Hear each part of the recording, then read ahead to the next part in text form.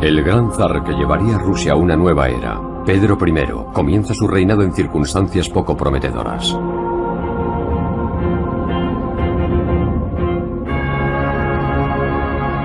Coronado como corregente, es obligado a compartir la corona. La doble coronación ha sido promovida por su ambiciosa hermana de padre, Sofía Romanova, quien tras dar un golpe de estado, coloca un títere al lado de Pedro. Su hermano Iván, parcialmente ciego y disminuido psíquico. Los zares hermanos comparten incluso un trono doble. Sofía hizo construir un trono doble con una pequeña puerta detrás del respaldo. Así ella podía susurrar lo que debían decir o contestar.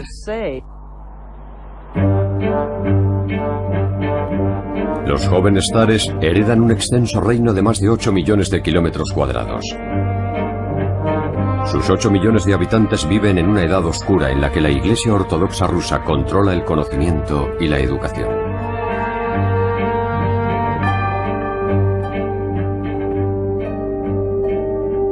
Fuera de sus fronteras, en toda Europa, se abre una nueva era volcada en la ciencia y la exploración. Naciones navegantes como Inglaterra y Holanda colonizan nuevas tierras, cambiando el rostro del mundo. Pero en el interior de las herméticas fronteras rusas, poco ha cambiado en siglos.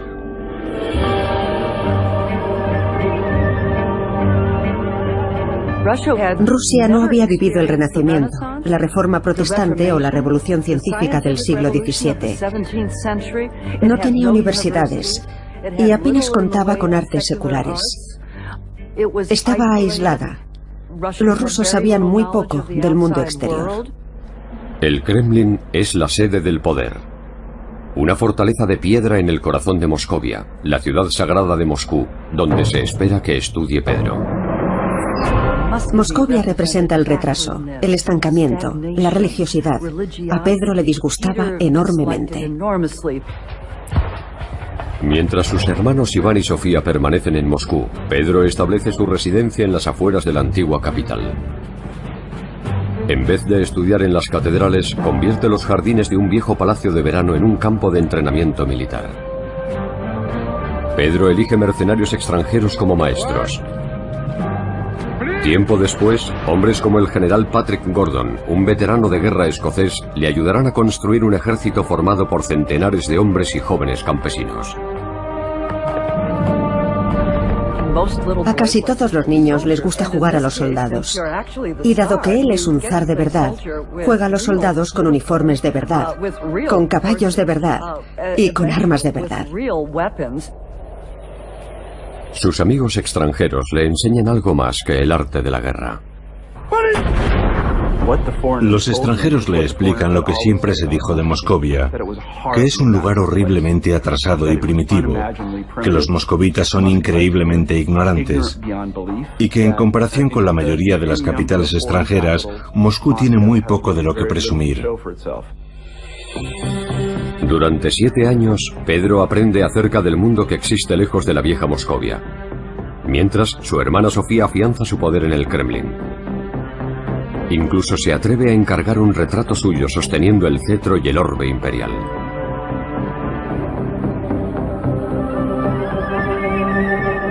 A los 17 años, Pedro, que ya mide más de 2 metros, comprende que debe eliminar a Sofía antes de que ésta le arrebate el trono para siempre.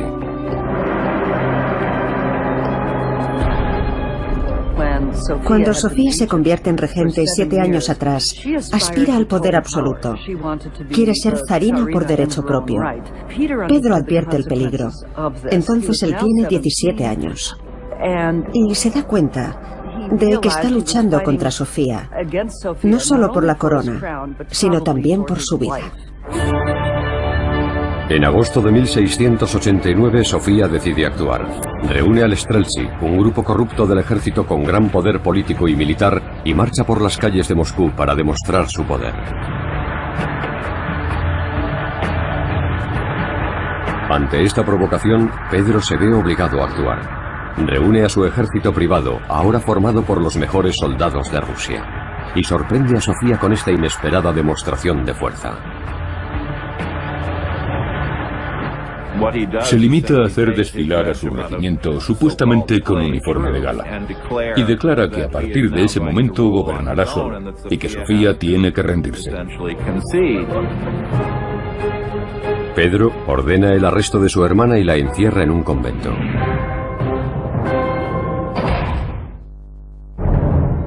Pocos meses después, en 1690, el zar Pedro tiene un hijo, Alexis el Zarevich, diminutivo en ruso de zar.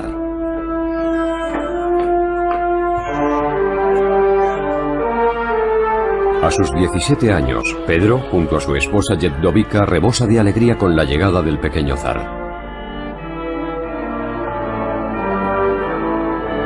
Su nacimiento asegura la supervivencia de la dinastía. Pedro estaba feliz por haber tenido un varón. Para eso había cumplido con sus obligaciones con Yevdovika. Pero las cosas comienzan a complicarse muy pronto. Era un matrimonio concertado. Él no lo había organizado y piensa, como de todo lo que no organiza él mismo, que de alguna forma es una farsa. Fue un matrimonio desgraciado, porque Pedro despreciaba la forma de vida moscovita, odiaba el Kremlin, y su esposa era un producto de todo eso. El joven zar ya había encontrado el amor de su vida, y no era una mujer, sino su pasión por los barcos y la navegación. Los barcos de vela eran los cohetes espaciales de aquella época, la cima de la alta tecnología. Pedro, como muchos adolescentes, sueña con construir barcos y navegar, y está dispuesto a hacer realidad su sueño, construir naves que recorran los océanos. Eso es lo que él quiere. Las potencias occidentales han amasado fortunas con sus flotas y ahora dominan el mundo. Y eso es lo que el zar Pedro quiere hacer por Rusia.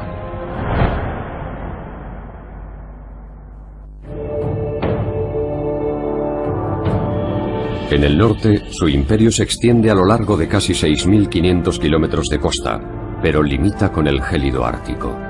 Y no posee un solo puerto abierto a las aguas europeas. Sin salidas al mar ni al oeste ni al sur, Rusia vive aislada de las rutas comerciales. Pedro quiere un puerto y grandes navíos que traigan riqueza y poder. Esa tecnología, esa habilidad para viajar a nuevos mundos que Pedro había imaginado, solo podía alcanzarse con barcos capaces de atravesar océanos. Rusia carecía de ellos y Pedro quería tenerlos. Pedro se propone llevar la frontera rusa hasta el mar. Para ello necesita conquistar un puerto. Y hay un objetivo evidente: el puerto otomano de Azov.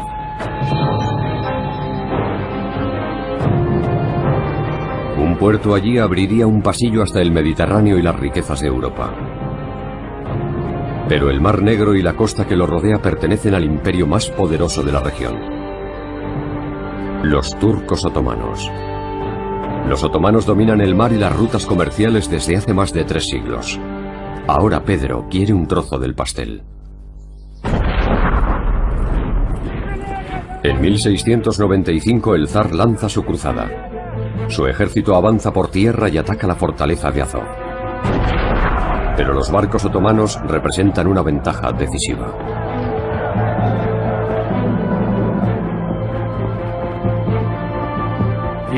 Pedro pone bajo sitio a la fortaleza de Azov, pero fracasa porque los turcos pueden abastecerla con sus barcos. Los turcos rechazan al ejército ruso. Él nunca habría dicho: lo habéis hecho muy bien, muchachos, pasemos a otra cosa. Pedro siempre diría: vamos a redoblar nuestros esfuerzos, a hacer las cosas de forma completamente diferente. Atacar por tierra fue un terrible error. Pero Pedro ha tomado una decisión y si no puede conquistar Azov por tierra, lo hará desde el mar. Para ello se fija un objetivo casi imposible: construir una flota, antes del verano, capaz de rodear la fortaleza desde el mar.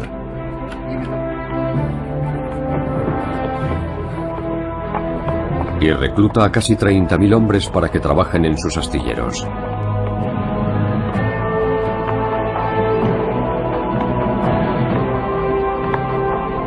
Estaban poniendo a prueba sus capacidades, viendo si eran capaces de construir una armada. No necesitaba alcanzar la cima de la tecnología naval, solo construir algo que flotara y que llevara cañones a bordo, para asegurarse de que los turcos no pudieran abastecer la ciudad por mar. En plena fiebre constructora muere Iván, el corregente de Pedro. Todas las miradas se vuelven hacia Pedro, el futuro zar de Rusia. En tan solo 5 meses, en la primavera de 1696, Pedro tiene lista su flota de guerra.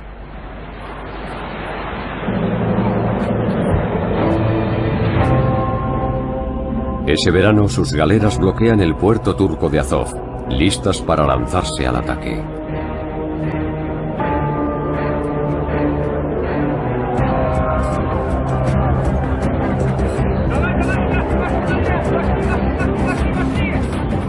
Pedro da un ultimátum a los turcos.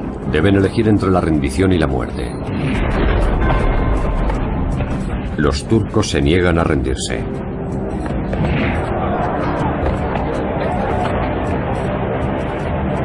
Pedro se coloca en primera línea y ordena abrir fuego.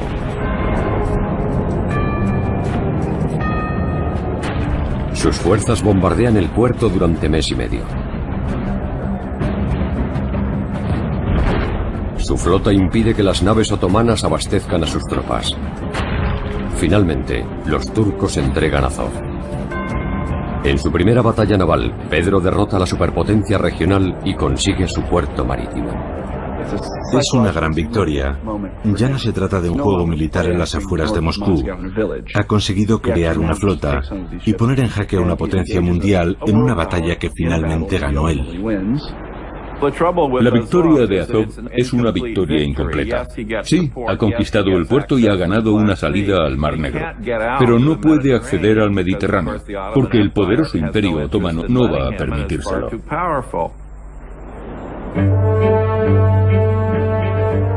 Su flota está encerrada en Azov, aislada de Europa por una serie de angostos estrechos. Puntos de control fuertemente vigilados por el ejército otomano. Pedro necesita aliados poderosos para romper el bloqueo, conseguir que los europeos se pongan de su parte.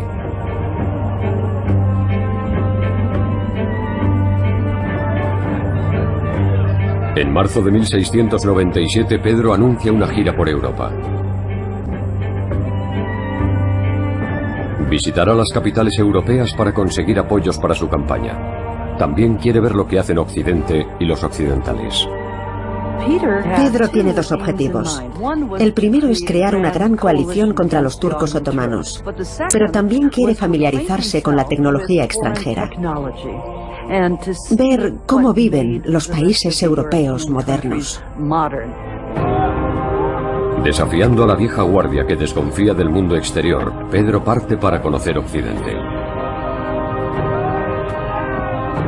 El gran viaje es bautizado como la Gran Embajada. La decisión de Pedro de embarcarse en la Gran Embajada por Europa es un momento crucial en la historia del Estado ruso. Formaba parte de la tradición moscovita que el zar nunca saliera de Rusia. Con la Gran Embajada, Pedro pone fin al aislacionismo y también a la xenofobia, que habían formado parte y definido la forma de vida moscovita. Explorando la Europa del Renacimiento, Pedro lo estudia todo, desde la construcción naval a la cirugía. Pero el zar no tiene tiempo para ceremonias reales. Incluso intenta escapar de la pompa y la ceremonia viajando de incógnito, vestido como un humilde carpintero. Tenemos a un zar de más de 2 metros, un gigante, que insiste en viajar con un grupo de enanos para acentuar su altura. La idea de viajar de incógnito es realmente ridícula. Y por supuesto, todos los reyes de Europa saben que el zar de Rusia está de visita. Todo está organizado de antemano por varios monarcas, pero él dice, al diablo, yo quiero estar con la gente trabajadora, gente que sepa que es nuevo y que no lo es. No me interesan esas ridículas ceremonias. Pedro bebía cantidades formidables de alcohol y se hacía rodear de gente que bebía cantidades formidables de alcohol. Los reyes de Europa estaban realmente horrorizados por el hecho de que los rusos no usaran cuchillo y tenedor, y de que bebieran hasta la locura, y se comportaran como bárbaros cuando estaban en Europa. En julio de 1698, en Viena, el emperador de Austria da la bienvenida a Pedro y su alborotadora compañía. Pero 1600 kilómetros al nordeste, en Moscú, estalla una revuelta. La nobleza está harta de las escapadas del zar. Los Streltsy, la vieja guardia contraria a las reformas, le advierten de que un verdadero zar debe conocer su país y no moverse de Moscú.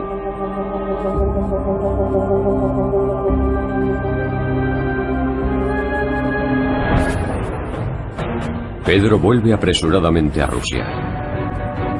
Pero con más de 1500 kilómetros por recorrer, solo puede confiar en que sus aliados en Moscú actúen a tiempo.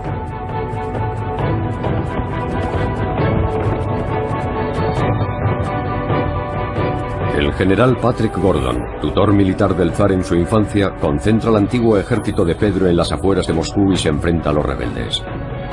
En menos de una hora, aplasta la rebelión.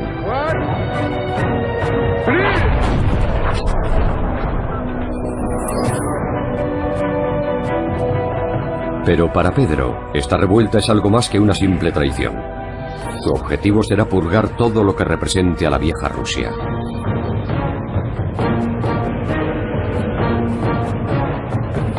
Más de 1 millar de los Streltsy son enviados a prisión. Su destino será un ejemplo y una advertencia para todos.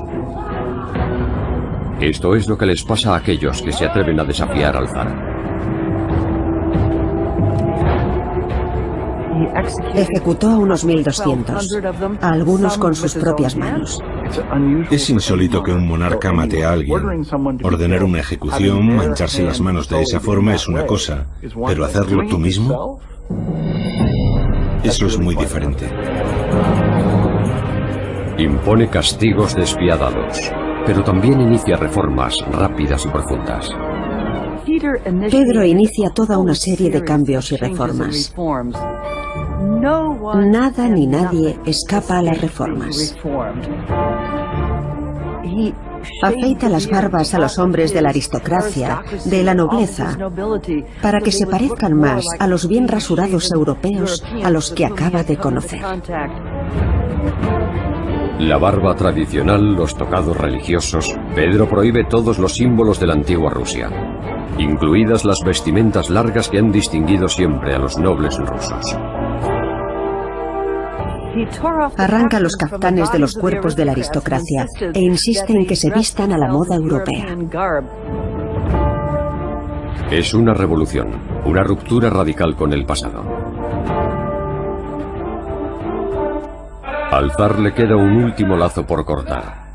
Pedro nunca ha amado a su esposa Yevdovica.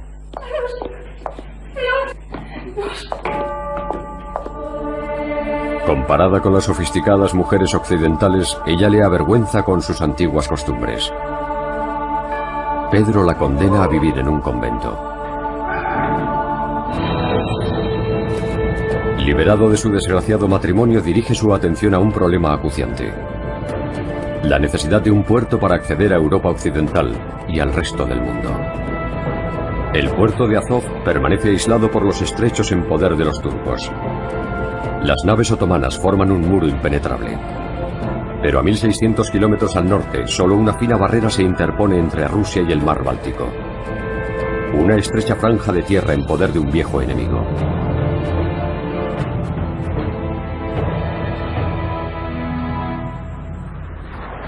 Pedro comprendió muy pronto que si quería conseguir para Rusia el estatus de gran potencia, tendría que retar a Suecia.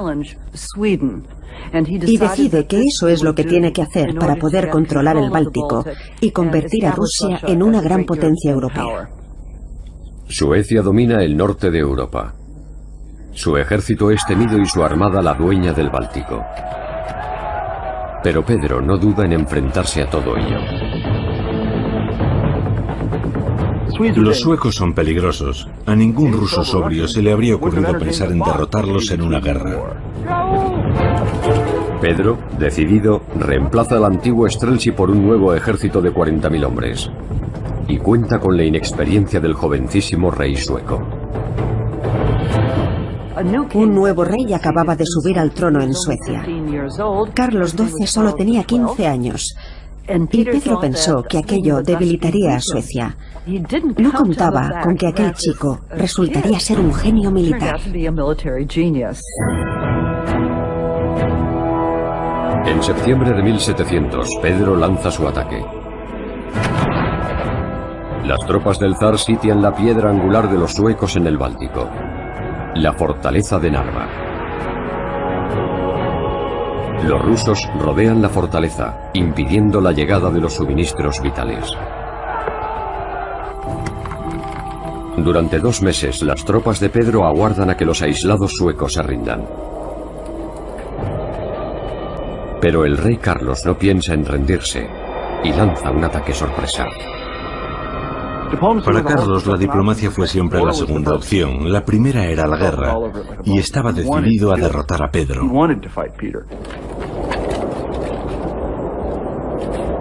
Las tropas de Carlos son 4 veces inferiores en número, pero una ventisca cegadora sopla a su favor ocultando a sus escasas fuerzas.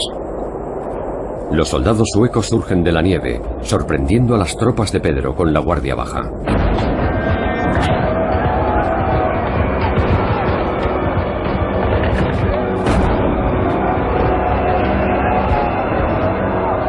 El pánico se apodera del ejército ruso y sus soldados huyen en desbandada. Fue una derrota terrible.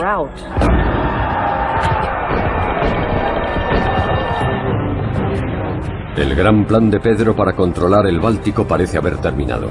El ejército ruso está destrozado, y para el rey Carlos, Moscú es el próximo objetivo. Pero la fácil victoria de Narva convence al rey sueco de que los rusos nunca serán una verdadera amenaza. Así que decide enfrentarse a Polonia, el aliado más poderoso del zar. Puede que Carlos XII fuera un genio militar. Sin embargo, cometió un grave error. Carlos decidió que Rusia era demasiado débil para molestarse con ella, y en su lugar cayó en la telaraña de Polonia, ignorando a Rusia durante los siguientes 10 años. El error del rey sueco al desaprovechar su ventaja proporciona una segunda oportunidad al zar. El gran constructor del imperio ruso regresará para luchar de nuevo. Tras la aplastante derrota a manos de los suecos al intentar conquistar el puerto de Narva, Pedro se vuelca en la reconstrucción de su maltrecho ejército. Para ello cuenta con un rico recurso natural, la vasta población rusa. Pedro dedica todo su tiempo a reconstruir su ejército y año tras año realiza incursiones limitadas en territorio sueco para que sus hombres ganen experiencia. En el ejército de Pedro los reclutas deben servir un mínimo de 25 años. Vidas y haciendas son sacrificadas por toda Rusia para pagar el nuevo ejército del zar. Pedro insistía en que todos los recursos de Rusia se dedicaran a la creación de un ejército moderno.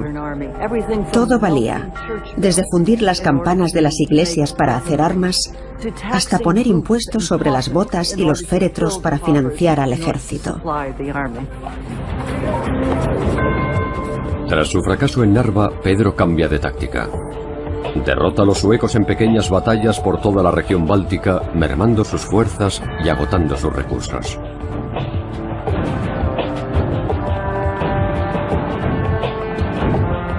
Con su enemigo, el rey Carlos empantanado en Polonia, Pedro captura el último bastión enemigo que le separa del mar: el puerto sueco de Nyenskans. Esta victoria abre la puerta al sueño de Pedro.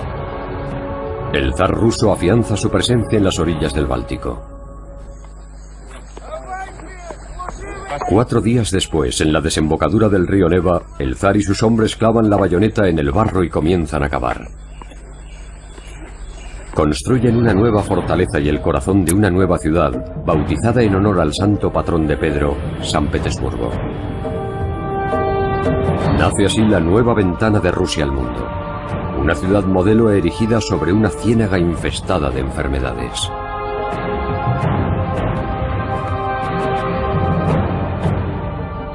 Fue la ventana de Pedro hacia Europa, el centro de su imperio. Sería una fortaleza, un puerto marítimo, y se convertiría en el centro de su gobierno. La idea era irradiar esa cultura europeizada desde San Petersburgo a todos los rincones del imperio. Construyó una ciudad a la manera occidental. Sus habitantes vestirían como los occidentales, asistirían a bailes y se afeitarían como occidentales. Los primitivos rusos se convertirían en buenos europeos del norte, y San Petersburgo sería el lugar en el que eso ocurriría.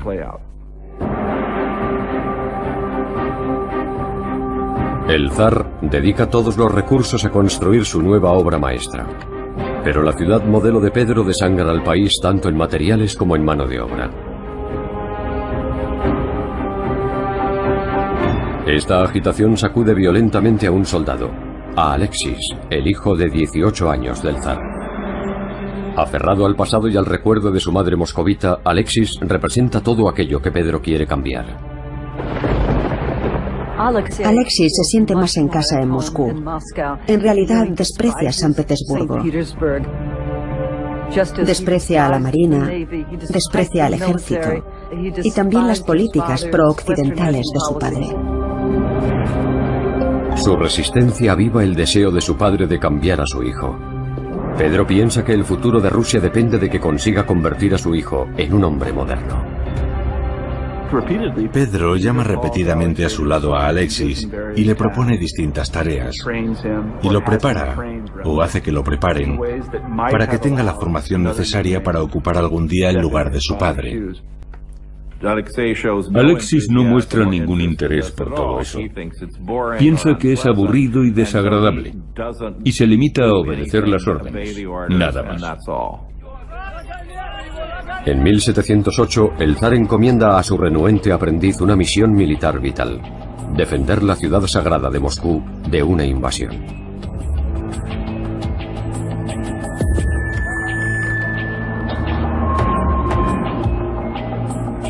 El control de Moscú es la llave de Rusia. Alexis lo sabe, su padre lo sabe, y también el genio militar de la época. Carlos XII, el rey guerrero de Suecia. Carlos era por encima de todo un militar. Dedicó toda su vida al ejército, incluso vivía en una tienda. Estaba tan obsesionado con los asuntos militares que no permitió que ninguna otra cosa ocupara su vida. En 8 años no ha perdido una sola batalla. En 1708 se presenta en la frontera rusa con 70.000 soldados de élite.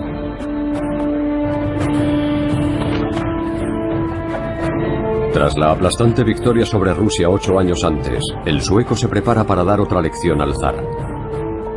Pero en esta ocasión sus tropas han soportado un largo y duro invierno. El peor que se recuerda. El 17 de junio de 1709, Carlos pasa revista a sus tropas.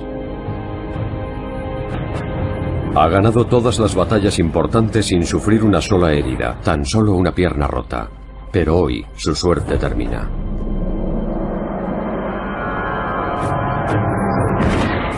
Un francotirador ruso hace pedazos su pie izquierdo desde el talón a la punta del pie.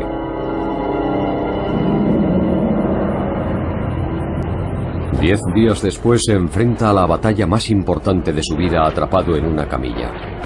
Y lo que es peor, sus agotadas tropas están en inferioridad de 2-1. Los rusos juegan en campo propio y se enfrentan a un ejército diezmado. El 28 de junio, en la batalla de Poltava, la infantería del zar rechaza el ataque enemigo. Los suecos comienzan a tambalearse. A mediodía se baten en retirada. Lo que pasó en Poltava fue que los suecos estaban muy lejos de sus bases de suministros y estaban exhaustos. Pedro aprovechó esa circunstancia que él conocía para atacar a sus enemigos en Poltava, y fue una derrota terrible para los suecos. El rey Carlos es alejado de la carnicería. Su invencible ejército yace en el campo de batalla. La supremacía sueca ha terminado. Esta derrota dejó muy claro que Rusia había ganado la Gran Guerra del Norte. Fue una auténtica conmoción para Suecia y su rey, pero también para el resto de Europa. Todos comprendieron que había un nuevo y poderoso miembro en la familia de las naciones europeas. La victoria de Poltava cambia el equilibrio de poder en Europa. Con una cabeza de playa por fin segura, el siguiente objetivo de Pedro demostraría ser un reto mucho más duro: asegurar su legado, convirtiendo a su hijo en un digno sucesor. Era un joven que no había mostrado interés por nada, salvo en rememorar los antiguos tiempos y el clásico estilo de vida moscovita. Y Pedro estaba empezando a perder la paciencia con Alexis. En el otoño de 1711, Pedro prueba una nueva táctica para modernizar a Alexis: casarlo con una mujer occidental. Lo que hizo Pedro fue casarlo, para que madurara, para prepararlo para las responsabilidades de la corona. La novia, Charlotte, procede de la provincia alemana de Brunswick-Wolfenbüttel. Su noble familia está emparentada tanto con la realeza austríaca como con la británica. El zar Pedro establece así una alianza entre la nueva Rusia y dos grandes potencias occidentales. Y si el matrimonio no consigue hacer cambiar a Alexis, Pedro tiene otra opción: engendrar un nuevo heredero con su nueva esposa.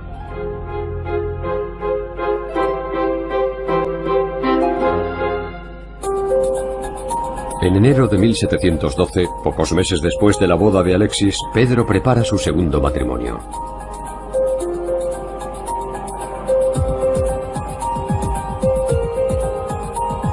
Su prometida, Marta Skabronska, es una campesina de la región báltica a la que conoció en los campamentos del ejército durante los primeros días de la guerra con Suecia.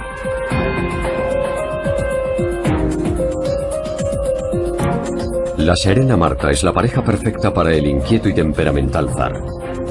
Muy pronto adopta el nombre ortodoxo de Catalina. El segundo matrimonio de Pedro exacerba el enfrentamiento con su hijo. A sus 23 años, Alexis no ha hecho gran cosa en su vida. Con esos años, Pedro ya se había enfrentado a los turcos en el Mar Negro y destacaba en el combate y la navegación. Su hijo teme ambas cosas. Pedro adora la occidentalizada San Petersburgo. Alexis solo se siente en casa entre los muros del viejo Moscú. Pedro medía más de 2 metros. Era un gigante. Era enérgico, obstinado, y tenía una visión. Supo ver los vientos de cambio que se avecinaban. Y Alexis era triste, mediocre, era pasivo. Pedro estaba muy preocupado por la actitud de su hijo. En una carta le decía: dejas que te alimenten, como un pajarillo con el pico abierto. Hasta que en octubre de 1715, Alexis por fin tiene algo que ofrecer a su padre. Su esposa Charlotte da a luz a un varón sano, Piotr Alexeyevich, Pedro II. Pero la madre del nuevo heredero de los Romanov no se recupera del parto.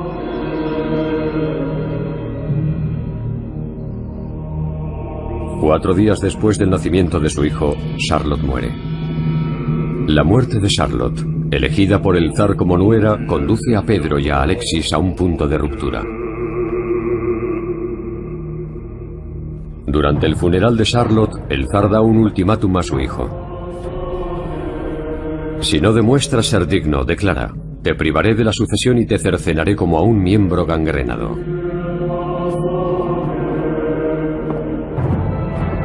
Pocos días después, Pedro da otra sorpresa a Alexis. La nueva esposa del zar, Catalina, también da a luz a un varón, Piotr Petrovich. De repente, el zarevich Alexis tiene dos rivales por el trono de su padre, su propio hijo y su nuevo hermano.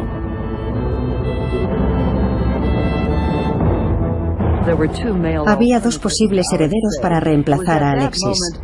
Es entonces cuando Pedro intenta que su hijo acceda a convertirse en soldado o en marinero para que aprenda a ser un verdadero zar. Y finalmente, Alexis se ve forzado a decir: no puedo hacerlo, renuncio a mis derechos al trono. Alexis suplica ser eliminado de la línea de sucesión.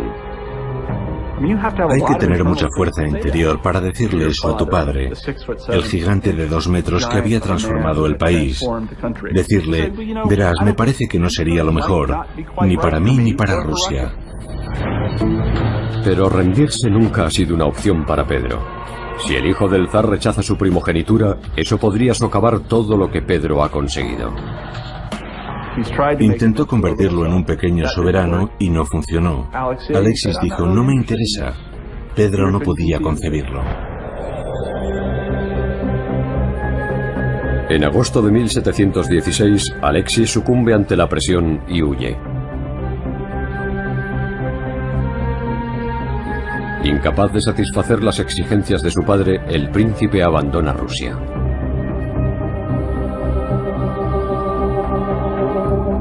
Acompañado por su querida, Afrosinia, se ve obligado a pedir dinero para pagar su huida hacia la libertad. Uno de sus pocos amigos le advierte: si tu padre intenta persuadirte de que vuelvas, no lo hagas. Te decapitará públicamente. Pensó que era su única y última oportunidad. Era evidente que en Rusia nunca podría tener una vida normal con Afrosinia. Pedro no le dejaría en paz. La única opción para un heredero al trono como él era buscar la protección de otra familia real. La noticia de la huida de Alexis a Austria corrió por toda Europa. Pedro no podía controlar a su propio hijo. Era una mala señal. Pedro considera la huida de Alexis y su petición de refugio a otro monarca como una especie de traición. Es entonces cuando empieza a sospechar que tal vez su hijo y sus amigos, gente que añora la antigua forma de vida moscovita, van a intentar derrocarle o asesinarle. De esta forma, Alexis, a quien algunos llaman nuestra única esperanza, subiría al trono para ocupar su lugar. Los enemigos de las reformas de Pedro consideran a Alexis la única esperanza de un deseado regreso al pasado. Pero los críticos del zar ocultan su descontento. Saben que la más mínima sospecha de traición será castigada con el martirio y la muerte.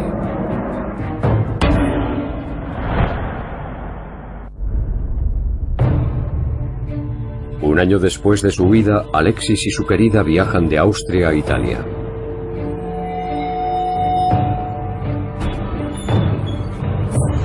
Un agente del zar Pedro, el conde Tolstoy, los encuentra en Nápoles. Allí entrega al sorprendido príncipe un ultimátum de su padre. Pedro le dice a Alexis que lo olvidará todo si vuelve a casa y se arrepiente de lo que ha hecho. Y Alexis, en un conmovedor momento de credulidad, decide creer en su palabra. No entiendo que tuviera ningún motivo para hacerlo. Él había visto cómo trataba a su padre a todos aquellos a los que guardaba rencor o resentimiento, y no era agradable. Alexis vuelve lleno de confianza y esperanza, y es tratado de una forma absolutamente brutal, terrible. Alexis suplica a su padre que le perdone, que le permita llevar una vida sencilla en el campo con su querida. Pero el zar ni perdona ni olvida. Alexis, como legítimo heredero al trono, era una amenaza permanente para Pedro. Si éste moría, Alexis podría sucederle en el trono y deshacer todo lo que Pedro había intentado hacer. Pedro era un hombre orgulloso y desconfiado. Creo que nunca tuvo la más mínima intención de dejar que su hijo volviera a casa. Ya había decidido que era un traidor. Algunas voces comentaron que mientras estaba en la corte del emperador de Austria, Alexis había intentado reunir un ejército para invadir Rusia, derrocar a su padre y hacerse con el trono. Así que Alexis no era simplemente un cobarde que huía. Tras suplicar un ejército al emperador de Austria, incluso había pedido ayuda al peor enemigo de Pedro, el rey sueco Carlos XII. Pero apoyar al débil hijo del zar no era una apuesta aceptable para los enemigos de Rusia. Los austríacos no creyeron en ningún momento que fuera capaz de hacer algo así. El primer ministro le dijo al emperador austríaco: esta persona no es capaz de hacer ninguna de las cosas que intenta que acordemos. Desde un punto de vista psicológico, era una persona extraordinariamente pasiva, que cuando se despertaba por las mañanas no tenía ni idea de cuándo debía levantarse, ni qué debía hacer después. Y nadie podía imaginarle dirigiendo un ejército capaz de derrocar a su padre. Pedro somete a Alexis a un juicio por traición. Para garantizar el veredicto, el zar hace las veces de juez y acusador. La sentencia solo puede ser una: la muerte. Mientras Alexis siguiera con vida, sería una amenaza para Pedro y sus reformas. Podría convertirse en el centro de una conspiración para intentar derrocarle, o convertirse en zar tras la muerte de Pedro. Pedro condena a su hijo a ser azotado con el nut, un látigo que desgarra la carne de los huesos. Alexis recibe 25 latigazos, suficientes para matar a un hombre.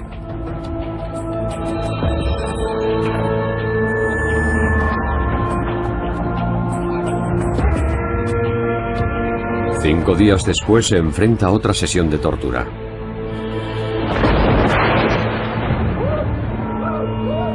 El 26 de junio de 1718, Alexis muere, un prisionero en la fortaleza de su padre. Pedro solo quería un hijo que continuara su legado, y Alexis solo deseaba un padre que le dejara vivir tranquilo. Ninguno de los dos vería su sueño realizado.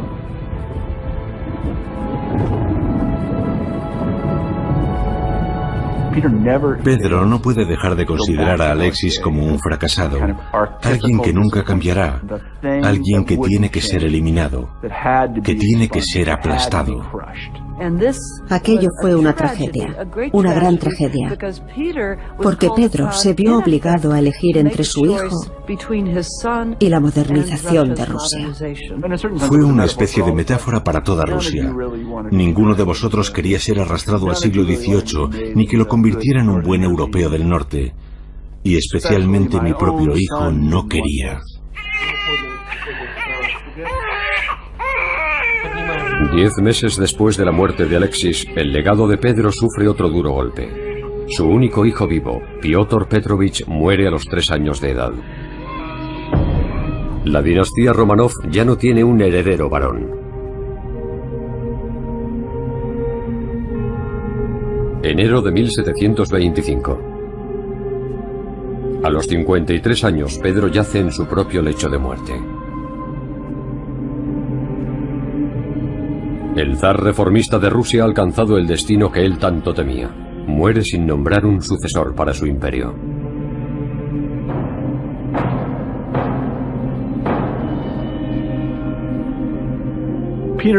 Pedro creó una situación en la que la sucesión era muy problemática. No existía un candidato claro que pudiera continuar con el proyecto que él había iniciado.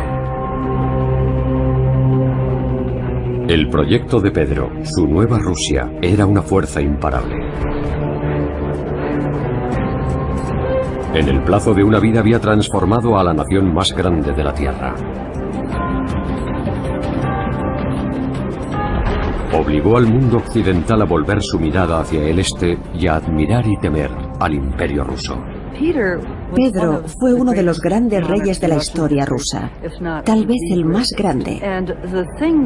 Y en lo que sí tuvo éxito fue en demostrar que una sola mente racional, en posesión del poder absoluto, podía transformar todo un país, y más aún, toda una cultura.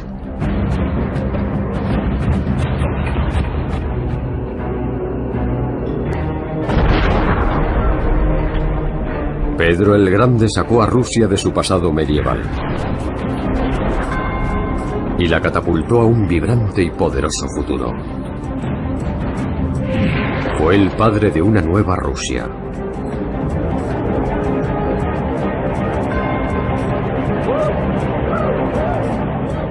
Pero el precio fue el sacrificio de su propio hijo.